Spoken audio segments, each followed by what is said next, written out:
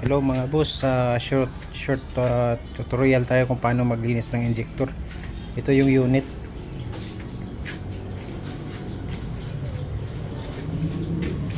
No, kailangan nyo lang ng ng ito, ultrasonic solution. Tapos ito, portable na machine. Babad nyo lang yung injector dito.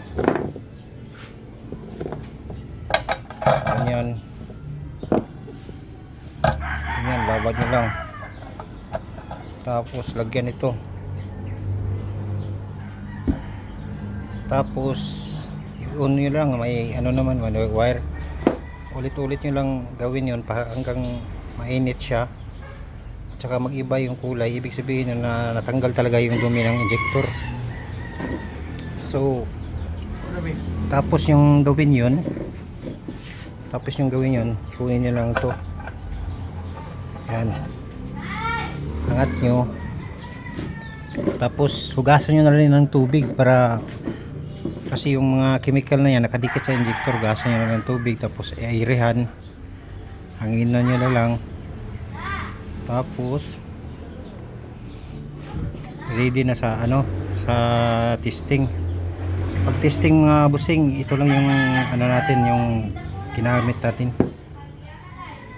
Ayun, yan lang. Tapos ito, Dayan.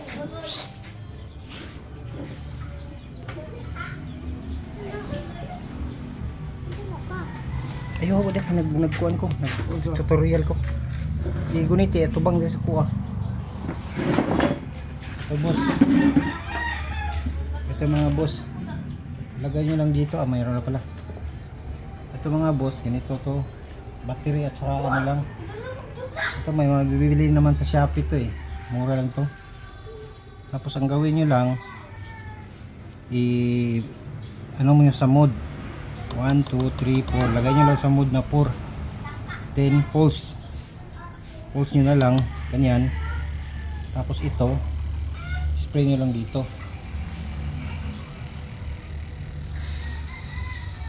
Yan, tuloy-tuloy lang yan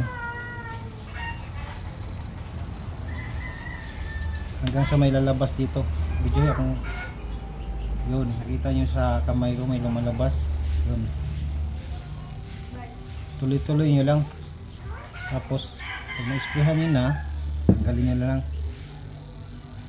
Ubusin din yung ubusing yung yung pang cleaning dito sa loob. Yan, ganun nyo na lang para maramdaman nyo na pag wala na, okay na yun, goods na yun. So pagkatapos na, okay na, wala nang chemical dun sa loob. Reset nyo lang ulit yung natin, yung panglinis. Reset. Tapos okay na yun, goods na yun. Tanggalin nyo na lang. Tapos step by step na lang ito. Yun pa rin yung procedure natin kung paano maglinis ng injector.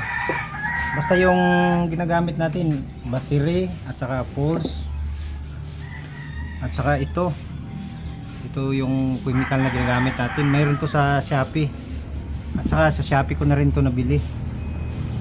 Ito doon lang sa mga parts ng motor. Ito yung ginagamit ko kasi maganda to maganda klase to linis na linis talaga yung injector mo.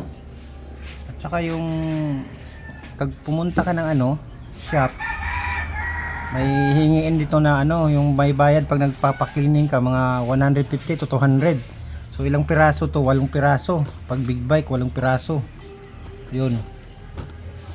So medyo malaki-laki yung mabayaran mo. Kung sisingilin ka ba naman ng tag 200 or 250, ganyan yung bayad sa injector pag nagpalinis. Dito ka na, makamura ka pa. Ito at saka ito at saka ito at saka ito yung FI na pang cleaning na chemical. At saka ito nabibili ko lang to ng 600 yata or 800. At saka kung may battery ka sa motor na hindi mo na ginagamit, yan. Sige mga boss, salamat sa Salamat mga boss. Goods na goods to. Kung paano maglinis ng FI. Thank you, thank you. Salamat. Gistap na ni mo na. Wala.